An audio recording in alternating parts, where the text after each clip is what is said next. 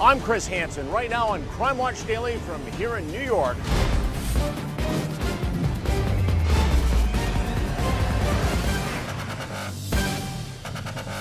Terror on the road. We're gonna kill us! Oh, Jesus. A madman stalks a young mother and her boyfriend, rams their car, and holds a knife to the woman's throat. He just looked at me and he said, "I'll kill both of you." Today, the chilling second-by-second 911 call with an almost unbelievable ending. They're attacking. Then he was a miracle baby. A precious little boy named Lincoln welcomed into the arms of a loving mother and her new boyfriend. This debonair doc starts dating his dental patient. But a shocking secret is about to be revealed. The dentist isn't who he seems. And prosecutors say little Lincoln's been left in the arms of the enemy. I'm not sure if Dr. Burt Franklin knew that this was rolling when he was with the baby. Right now, Andrea Isom, sir, with Crime Watch Daily. Jason Matera with Crime Watch Daily. this I'm Elizabeth. I'm here with Crime Watch. I'm Michelle from Crime Watch Daily. is Crime Watch Daily. We'll find you again. We always do. Welcome to Crime Watch Daily, everyone. I'm Chris Hansen. First up today, a couple is out running errands when they notice something is off. A car is following them. And before they can figure out who it is, that driver suddenly slams into them, pushing their car off the road. And he's not done there. Today, we've got more on who was behind the wheel of that car and what happened next. This is what sheer terror sounds like. We're gonna kill us! They're gonna kill us! Oh, Jesus. The screams of a young mother with a knife to her throat.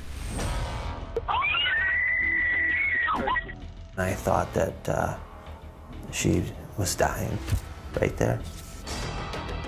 What happened to Leslie Bacinelli?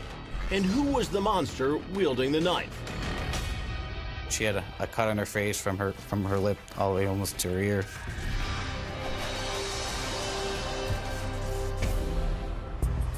Growing up in the sleepy hamlet of Moscow, Pennsylvania, Leslie gained a reputation for her blissful, carefree approach to life. She's such a kind soul. She'd do anything for you. Leslie's a very kind-hearted person and has, in fact, gotten awards at work for being the most liked person by customers and those kinds of things, so we're very proud of that. After high school, Leslie began dating Tim McGoff. In the beginning, yeah, she was happy and things seemed to be going great for them. But Leslie's best friend, Cricket Boyle, says she wasn't so sure Tim was the one. When I first met Tim, he seemed a little rough, like he really didn't want to be around her friends. And I said, "Are you sure about this one, Leslie? Because he doesn't seem like he wants all of us together. Like he just wants you." And she'd be like, "Well, we're just new, and you know, when you're just starting to date, that's all you want to do is be together." But after time, others began to notice a distinctly dark turn in Leslie. Because I noticed how she wasn't allowed to come out with us anymore, and she started to be really secluded.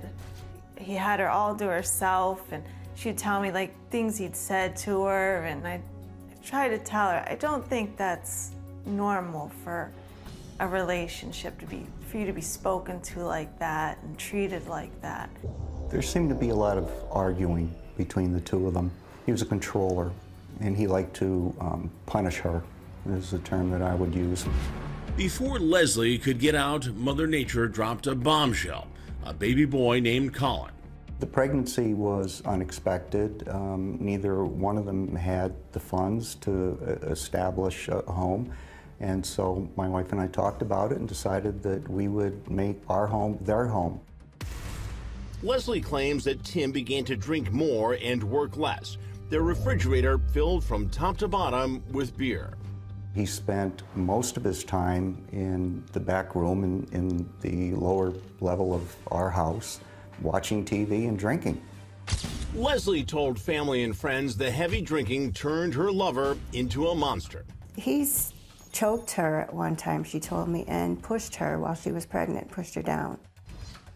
I said to Debbie frequently, this guy is going to do something. She had to reach her point where she said, I can't do this anymore. But Leslie still loved Tim. And instead of ending the relationship, Leslie doubled down, wanting another child. But a newborn only drove home the need to make a dramatic change. Well, at this point, it was the yelling, towards Colin and then towards her. And you could just see, the little boy that Colin was starting to change. And she noticed it too, because she changed too. She was more quiet and walked on eggshells, and she was just a different person. Leslie found the abuse too much, and then found the courage to finally leave her boyfriend. You could see she wasn't happy. And I think she was afraid to make the move to get out of that. But when she did find the strength, she did it. Amazingly, within weeks, Leslie reconnected with a childhood sweetheart, Craig Hoover. Like Leslie, Hoover was recently separated and had 2 young children. Our relationship seemed pretty perfect. We had a lot of good times, a lot of laughs. But there was someone who thought it wasn't so perfect, Tim McGoff. He wasn't happy at all. He thought that I think we were trying to ruin his life of sorts. Next, McGoff snaps. There's somebody here with a knife chasing a girl around. Minute by minute, the chase. They're trapping us in the car!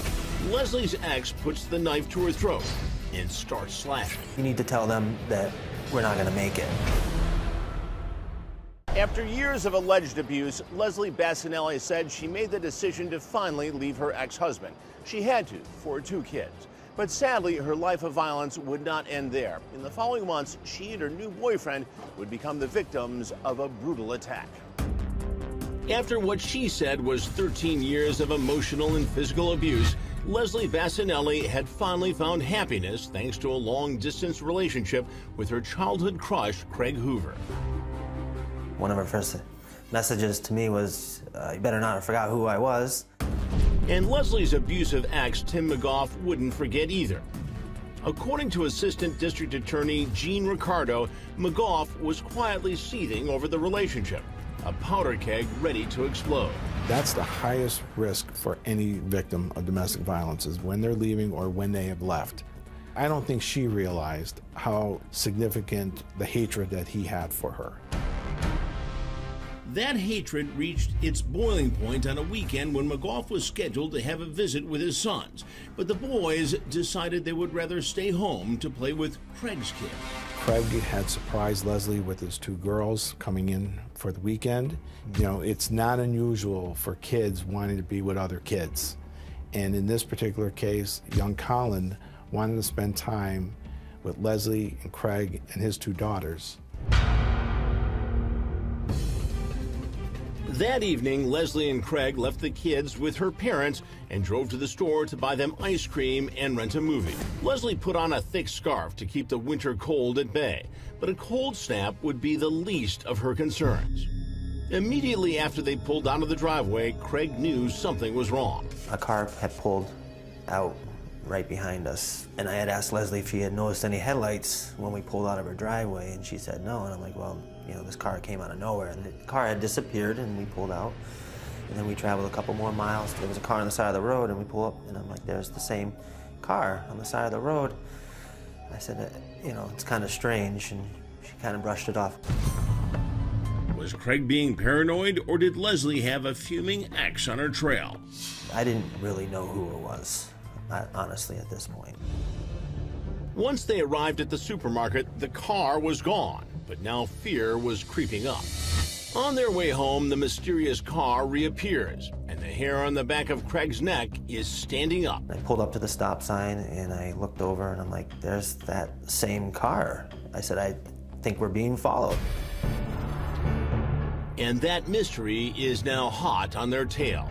I had said, you know, it's time to call the police because they've been following us for 10 miles probably at this point. Leslie and Craig are being chased by a madman. Suddenly they realize it's Tim McGoff and the cops can't help them. I was the only one on duty in Moscow that night because we usually only work one person a shift because it's a small town. And I told him, I was like, I'll be there as soon as I can.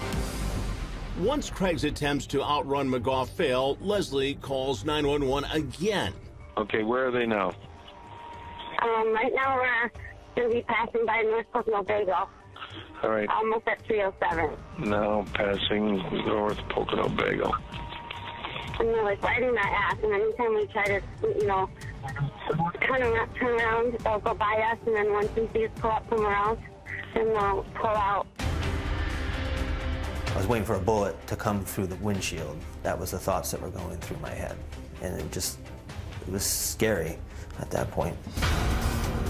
Just listen in this chilling 911 audio as McGoff slams into their car at 60 miles an hour. Are you alone or are you with somebody? I'm with somebody. Now they just pulled out. Oh, Jesus.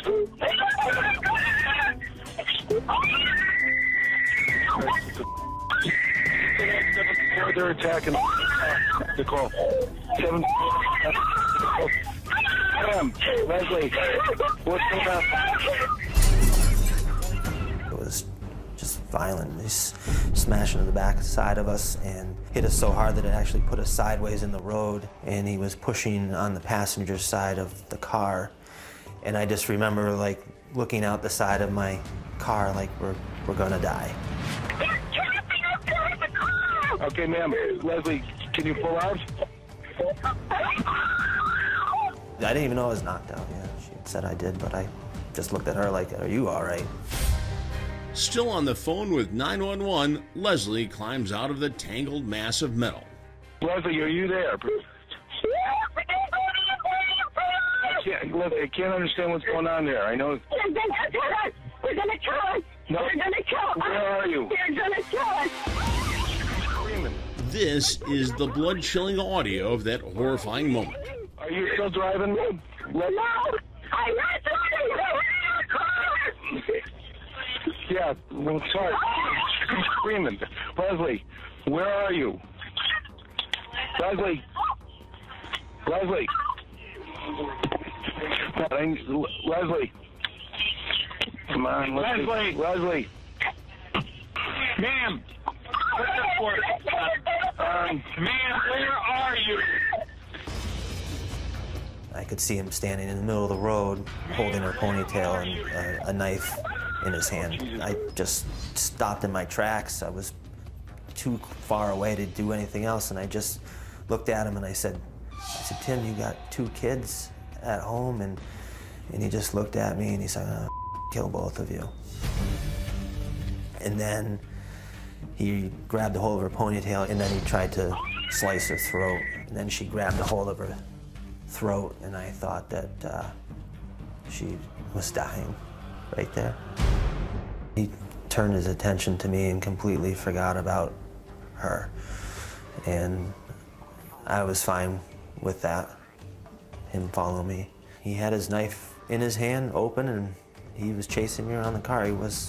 I've joked that he was not gonna high-five me if he caught me. Strangers driving by described the carnage in other frantic calls to 911. She killed somebody and they got into a car crash. Come fast. This guy is chasing around this poor woman, trying to kill them. And me and my friend are only 17. I really thought that this is where I was gonna die, that he was gonna catch me at this point. Mercifully, Officer Matt Cianficchi arrives on the scene just in time. When I pulled up, Tim McGoff was chasing Craig Hoover up the on-ramp to the interstate. McGoff surrenders, but what about Leslie? And I had gone over to Leslie to check on her, and she had a cut on her face from her lip all the way almost to her ear, and she was bleeding pretty good. The knife attack was savage, but despite a deep and violent stab, a miraculous moment. Leslie's life was spared. That was the most horrific moment of my life, because I thought I was going to die.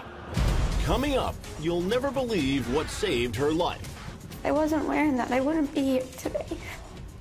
Hear her chilling story of terror in her first TV interview next.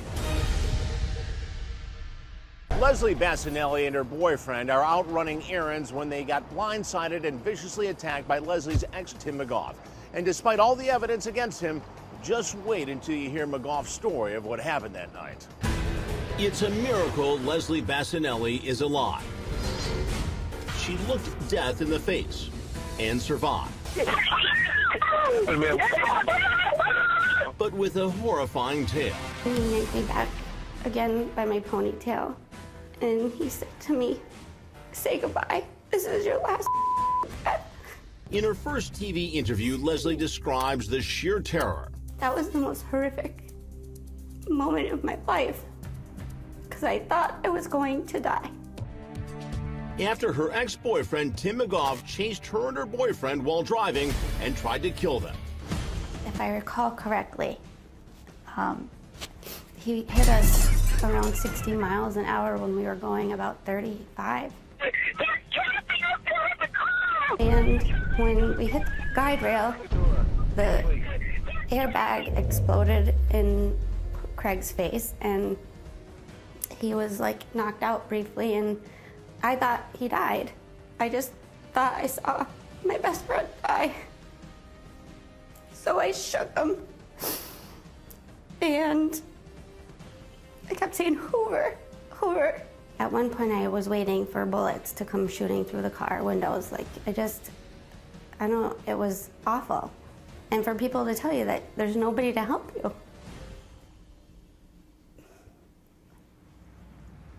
That's what they're supposed to be there for. Leslie was used to surviving. She had finally left the father of her children after she says he became controlling and abusive. But she never imagined one dark night would turn so brutal. When I started to run, I saw Tim standing in the middle of the roadway with a knife like this. With just this awful, evil glare. And no emotion. He just said, "I'm gonna kill both of you." He put the knife in my mouth and sliced it from lip to cheek. And then she grabbed a hold of her throat, and I thought that she was dying right there. But they escaped the nightmare, barely. You could tell that he put the knife inside of her mouth and cut her this way. You could see that the wound that she had was exactly the way that she described and how he attacked her. And when you look at the blade of the knife, it had a circular blade, so you could see how he would have just cut her. And it was so clear that he wanted her dead. I thought that I lost my best friend. Leslie's rushed to the hospital with a deep gash across her face. My mom came over to me and I said, "Look what he did to me." And I showed her my face. And when she dropped the tissue, or whatever it was, I said, "Sorry." And she just cried and she hugged me. And what saved Leslie's life? This is actually the item of property that saved her life. Remember, when Leslie left the house, she put on a winter scarf. That scarf saved her. McGoff's knife didn't pierce the thick material. So if I didn't have that on, I really wouldn't be here today. Craig would have watched me die in front of him. Oh my God. I mean, but for the scarf, this would be a murder case instead of an attempted murder case. Turns out the car McGoff turned into a tank had been stolen earlier that day.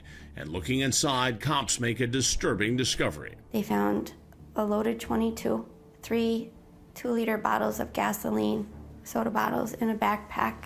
They said that he had about 70 bullets in his pocket and a Bic lighter. He was prepared to do some damage. Cops show Crime Watch Daily the evidence they say McGoff had with him. And chillingly, they believe Leslie and her boyfriend weren't all he was after. They say he may have had mass murder on his mind. Our speculation was, well, he had 3 bottles of gasoline, and there's 3 ways in and out of Leslie's parents' house. So, our speculation was that maybe he was going to torch the house, and as they were running out of the house, shoot them. Something dangerous was going to happen at that home. Tim McGoff pleads not guilty. even turns down a plea deal of 10 years and takes the stand in his own defense at trial. It was surprising that he did testify, and it was even more shocking as to what he testified to. The knife, he said, accidentally opened up. How it was an accident that Leslie could have sustained those injuries. It just did not make any sense. And the jury saw right through that. We really knew that his story was not holding up, and it was a pleasure to really cross-examine him on those. After less than 3 hours of deliberation, McGoff is found guilty on all 15 counts, including attempted murder. Instead of the 10 years he was offered in the plea deal, he receives a minimum of 21 years behind bars. We got 21 years minimum, which was tremendous, and it certainly brought justice to the family. At least for 21 years, they'll have some peace. I believe wholeheartedly that if that individual were to be released, that everybody's life is in danger in this family. For Leslie and Craig, the physical scars have healed, but the emotional scars are a different story, especially those of Leslie's young son. He blamed himself. And for a 6-year-old to tell you, you know, Mom, I'm sorry. If I just would have went to Daddy's that night, none of this would have ever happened. How do you explain to him that it doesn't matter if it was that night or if you went or not? It could have been some other night, and it was going to be some other night. For his part, Craig made a courageous, romantic gesture to try and seize control over this tragedy. Only a week after the attack, he drove Leslie back to the scene of the crime. My heart just kind of sank, and I started to cry, and I'm like, I can't be here. And I told her that I wanted to make this place happy as it could be, even though something horrible had just happened to us the week before. And that's when he took the box and he said, I was gonna wait till your birthday in May, but I didn't want you to think that I was going anywhere. And he asked me to marry him. And of course I said yes. And I thought that was a kind of remarkable, it was a nice play by Mr. Hoover. Today, Leslie shares her remarkable story to bring hope and courage to other victims of domestic violence. I want him to know that because of a senseless, selfish act, he doesn't get to see his children grow up. He didn't win. This time, I'm on top and he lost. And that in itself is empowering to me. He didn't break me, and he's not going to. Leslie says her main focus now is on the 2 youngest victims of this crime, her sons. Colin, who is now 9, has struggled since the attack, at times blaming himself for what happened. Thankfully, her youngest child, Thomas, was only 1 and didn't understand the attack. Leslie says she isn't sure what she'll tell him when that time comes. But as of right now, the father in his life is the only man who acts like one, her fiancé, Craig. Coming up, a beautiful baby boy, a mother forced to deal with his brutal death. 2 very severe skull fractures and a brain bleed in this baby's tiny little head. Who would want to kill baby Lincoln? As cops begin to investigate, they uncover a shocking motive and a hidden camera with a surprising suspect. It looked like some sort of nanny cam, and I'm not sure if Dr. Burt Franklin knew that this was rolling. Next. Now to Oklahoma City, where a trusted dentist is in trouble with the law. We're teaming up with our affiliate KFOR for the very latest. Here's Pat Lalama. Angelic moments. Yay! So big! That was your first time! Stolen by a devil in disguise. One cold, callous, demonic monster. What happened to baby Lincoln? Officers were dispatched to Mercy Hospital. A murder warrant was issued. 28-year-old single mother Roxanne Randall has her hands full with her 19-month-old son, Lincoln. But before the laughs, there were plenty of tears. Lincoln Lewis was just this angelic, happy-go-lucky little boy who had already been through so much. He had been born 4 months premature. He had been in the hospital for months going through emergency medical surgeries. But with lots of love and a specially made cranial molding helmet, Lincoln begins to thrive. Oh my gosh! Oh my gosh! Oh my gosh! Oh my gosh! He's doing it. Yes, come on, Lincoln. He's like he's crawling. At about 1 year old, the happy baby boy is out of his orthotic helmet and crawling. Life finally feels on track for Roxanne and Lincoln, whom she affectionately calls in one Facebook post, Miracle Babe. There's a special picture where he's wearing a little bow tie, and he has a twinkle in his eye, and he has this smile, and you can just tell, even if you've never met him, that this is a good-natured, happy, and innocent little baby. An hour and a half away in Tulsa, well-known Dr. Bert Franklin is busy as a successful dentist. Roxanne Randall is Lincoln's mother, but she was also a patient of Dr. Bert Franklin. And it doesn't take long for the dentist to be interested in more than her teeth. So this debonair doc starts dating his dental patient. And it appears to be a love connection as the Oklahoma sweethearts approach their 1-year anniversary. She's his one and only. She was thrilled.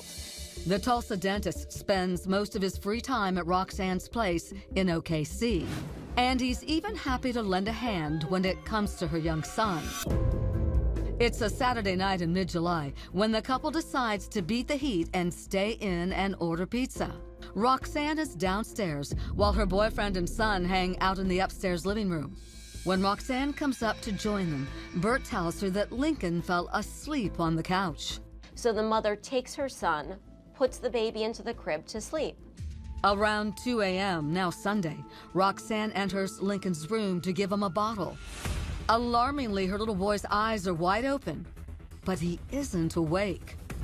Totally unresponsive, labored breathing. Panicked Roxanne rushes Lincoln to nearby Mercy Hospital in Oklahoma City. Doctors examine the 19-month-old little boy, and it doesn't look good.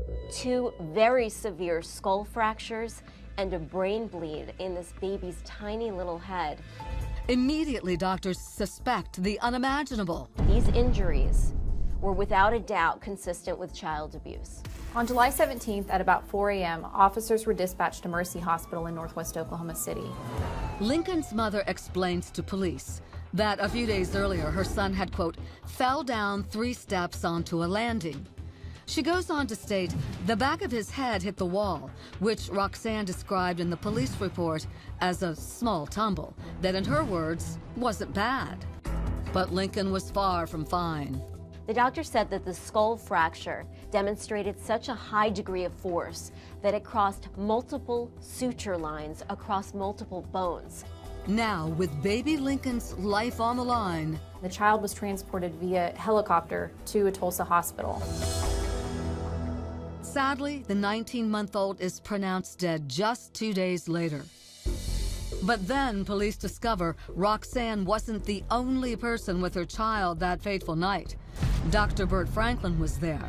Oklahoma City police traveled to Tulsa to have a few words with him. Something's off about this guy.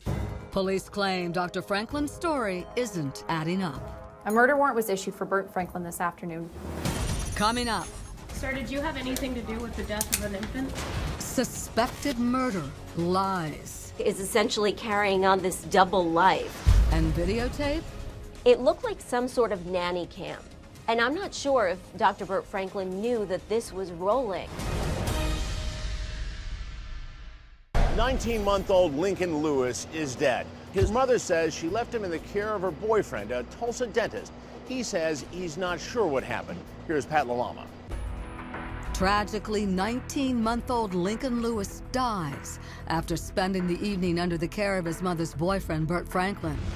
After an autopsy reportedly reveals 2 severe skull fractures, police question the Tulsa dentist, and soon after that, arrest him for murder. Sir, did you have anything to do with the death of an infant? But could the man Roxanne Randall trusted her only child with really be capable of such an act? Well, turns out there was a lot she didn't know. Dr. Burt Franklin is married. Oh, and he has 4 kids. Yes, Dr. Franklin has been leading a double life. Roxanne tells the police that throughout this whole year of them dating, she had no idea that he was married with 4 kids. She says he told her that he was legally separated and going through a divorce. And it appears the dentist's personal life isn't the only thing that's not what it seems. We specialize in pain-free dentistry of the highest standard. 5 months before the alleged murder of Roxanne's young son, the Oklahoma Board of Dentistry began investigating Dr. Franklin's business, Signature Smiles, after receiving more than a few complaints. There are about 22 complaints. A lot of them have to deal with faulty dental work. And complaints about 2 of his so-called dental assistants. He had a dental assistant named Paige Maples. She was not a hygienist. She was not licensed by the state. But there are patients who say that she was performing full-on procedures on them. She was doing fillings. She was repairing dentures. So she is facing some trouble. He also had an assistant named Sadie Height.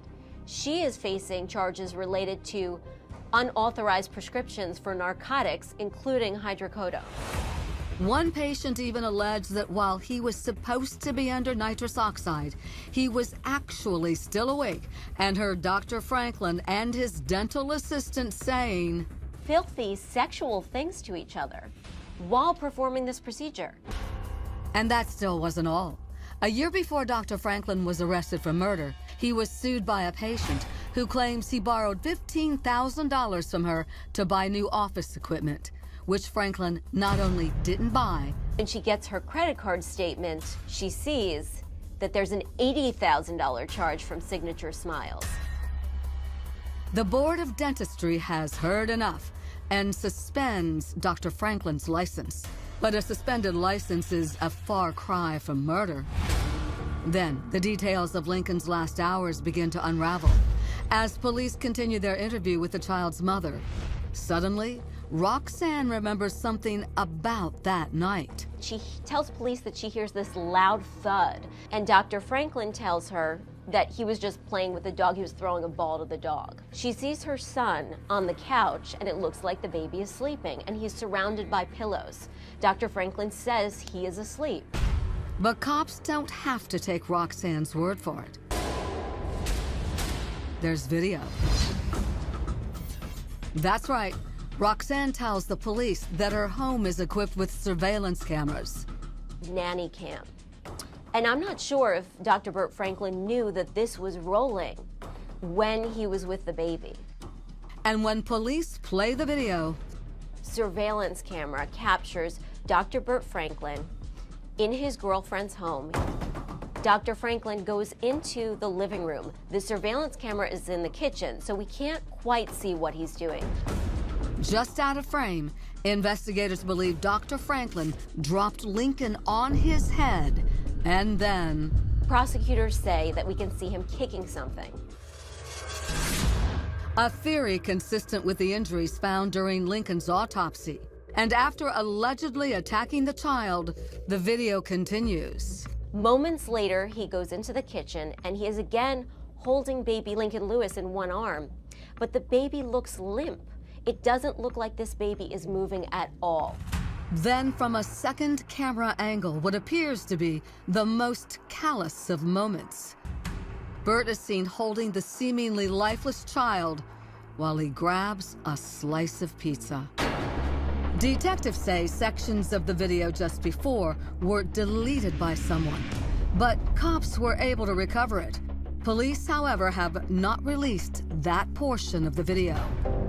It turned out to be a very crucial piece of evidence. It's like a smoldering gun, not a smoking gun, a smoldering gun, because it doesn't show exactly what happened, but it gives us an idea of what the baby looked like right before the incident and right after, where you can see the baby is happy and mobile, and then moments after we see him kicking something, this baby is limp and doesn't look like it's moving at all. After reviewing the videotape evidence, Burt Franklin is charged with first-degree murder. Our OKC affiliate KFOR was in court. Mr. Franklin, do you have anything to say? And the possible motive, jaw-dropping. Prosecutors say that at the time of Lincoln's death, his biological father was trying to get back into his mother's life, allegedly texting her, wanting to hang out. So they say in the court documents that Dr. Burt Franklin and the biological father were allegedly getting into this testosterone-fueled texting war. The Tulsa dentist allegedly texted Lincoln's father that he wanted to skin him in Bricktown and, quote, Game of Thrones you if you keep calling my girlfriend, which, according to the popular TV show, detectives interpreted was a threat to castrate his romantic rival. What tied Roxanne Randall to her ex was her son. So the prosecution will say that Dr. Burt Franklin wanted him out of the picture because he wanted to sever that tie. And so Lincoln Lewis became the sacrificial lamb. Burt Franklin has been denied bond and will remain behind bars until his upcoming trial. Franklin has pled not guilty. There's really nothing on the video that surprised me. I mean, it is what it is, and again, Dr. Franklin has told us there was a dog in there, and any actions he had was towards the dog, and I believe him. Last month, Roxanne filed a wrongful death lawsuit against Burt Franklin and Victory Christian Center, where Burt is on the board of directors and where his children attend school. She is saying that one of his children who attends this school reported to the school that Dr. Franklin abused the child. And the school did not go and report this to Child Protective Services, even though they are under a duty to do so.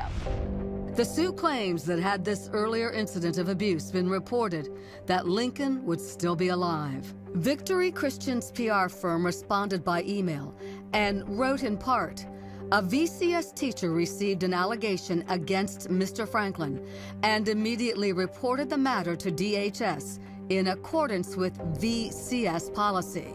A court date for the civil lawsuit has not yet been set. After the death of Lincoln, his father took to Facebook and made this solemn post about his son. He has been robbed of his wonderful long life. His beautiful soul is now with the angels, and we will all love him for the rest of our lives. God bless you, little Link. You are loved, and we will see you soon. Coming up, police tear up the backyard of this Colorado home. Could it finally help solve the mystery of what happened to Kelsey Schilling? The new details next. Let's get to a Crime Watch Daily update. New video, excavators dig through this Colorado backyard. But this is no construction project. Police are behind the controls, hoping to answer the question of what happened to Kelsey Schilling. Kelsey was just 21 years old when she vanished. She was just always very spirited and just full of life. I mean, from the time she was a little girl up until the time that she went missing. Our Anna Garcia first brought us the story. Kelsey had just found out she was pregnant. The reported father, 6'8" basketball star Dante Lucas. What was Dante's reaction? According to Kelsey, he was very upset. And on the day she went missing, Kelsey was on her way to see Dante. So what do you think happened to her? I think she came to Pueblo, met Dante. I believe there was some argument that escalated between the two. I believe that she was killed. I believe Dante is responsible. Dante denies having any involvement in Kelsey's disappearance, and to this day, detectives don't have enough evidence to charge him. However, that's where the recent digging comes in. Acting on a tip, police tore apart the backyard of the home Dante and his family were living in at the time. Investigators confirm they did recover several things they're calling evidence from the yard. However, they did not recover a body. The case is very complex. At this point, we haven't located Kelsey's body. That's a major hurdle. Till then, Kelsey's family, police, and Crime Watch Daily will continue to stay on this case until the mystery is solved. Dante, she was carrying your baby, Dante. I got some questions for you.